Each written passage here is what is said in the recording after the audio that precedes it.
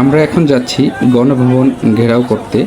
আর রাস্তায় অনেক অনেক আর্মি এবং গণভবন চারপাশে অনেক অনেক আর্মি। তারপরও আজ সাধারণ জনতা তাদের ব্যারিকেড ভেঙে গণভবনের ভিতরে ঢুকে পড়ল। আর সেই গণভবন এখন জনগণের দখলে। গণভবন জনগণের দখলে।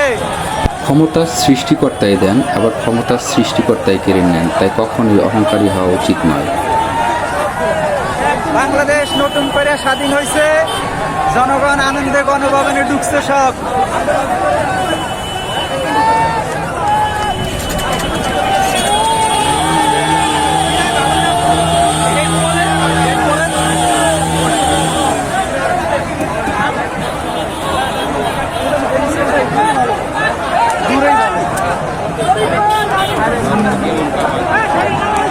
নতুন দিগন্ত, নতুন সূর্য, পূর্ব দিগন্তে সূর্য উঠেছে আর সবার হাতে রক্ত লাল, রক্ত লাল।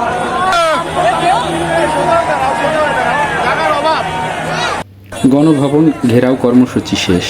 আমরা এখন বিজয়ের আনন্দ নিয়ে বাড়িতে ফিরতেছি, ঘরে ফিরতেছি। সবাই ছাত্র জনতা সবাই মিলে যে অর্জন করেছে, সে অর্জনটি এখন আমাদের রক্ষা করা অনেক দরকার। আর সেই জন্য সবাই যার যার জায়গা থেকে খারাপ সব কিছু পরিহার করুন, ভালোভাবে সামনে এগিয়ে নিতে এই ছাত্রদের সাথে, এই জনতার সাথে আপনিও সামিল হন। আপনার এখন একটা খারাপ কাজ আপনার আগামী প্রজন্মকে আপনাকে তাদের কাছে খারাপভাবে প্রেজেন্ট করবে।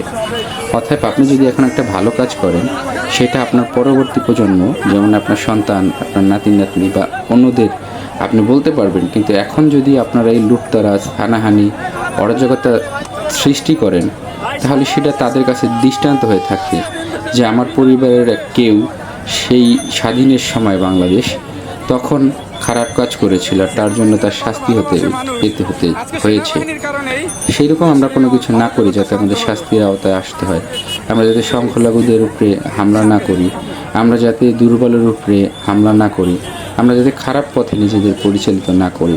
সবশেষে একটা কথাই মনে মনে ভাবা উচিত, এই দেশটা আমাদেরই করতে হবে।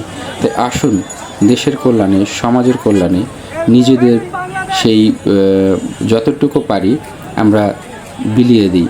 আমাদের শ্রম দিয়ে হোক, মেধা দিয়ে হোক, অর্থ দিয়ে হোক, আমরা জানি ভালো কাজের সাথে সম্পৃক্ত হই। সবার আগে দেশ বড়, তার থেকে বড় আর কিছু নয়।